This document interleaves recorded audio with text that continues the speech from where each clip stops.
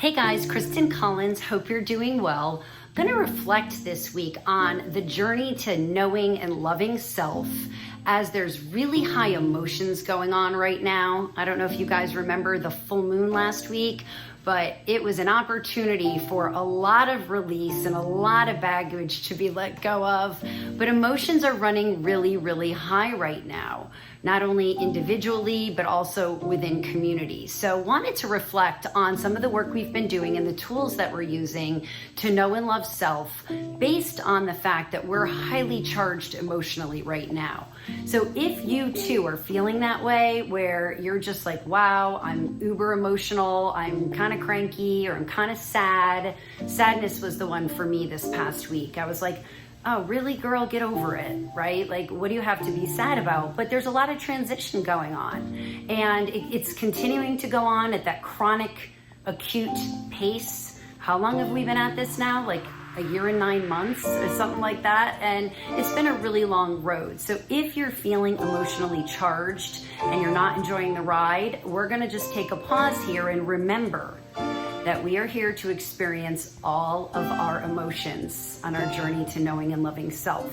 And by, not feeling those emotions in real time, we're not doing ourselves any good.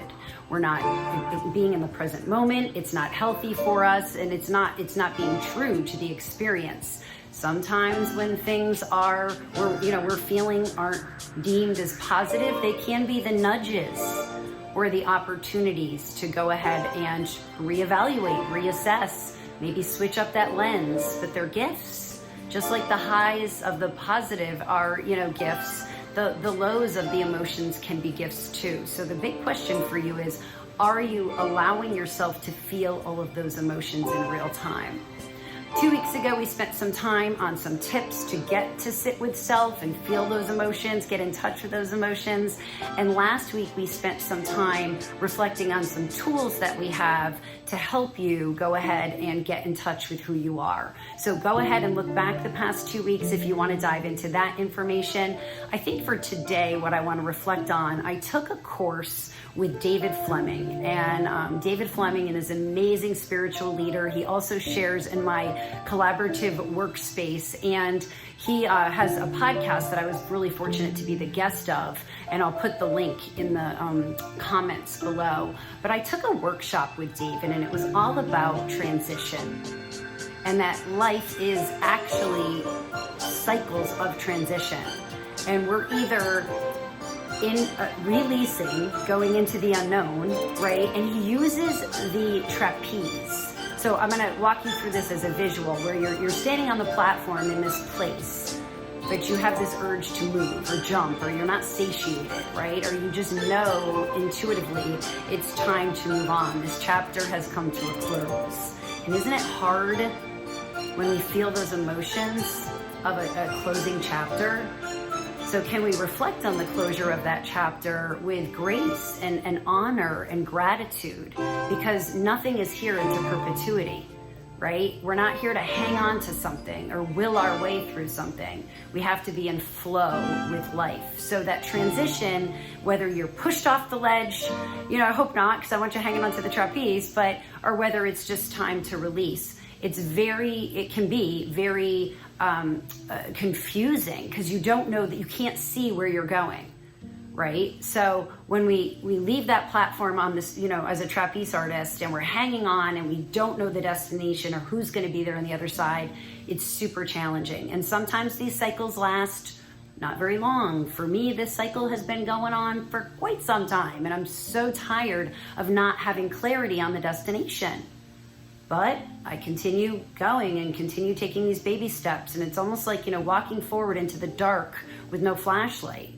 So, if that's what you're feeling right now, keep going and let your intuition guide you, and honor the emotions that are bubbling up right now. Honor your sadness, honor your grief, honor whatever it is that's coming up.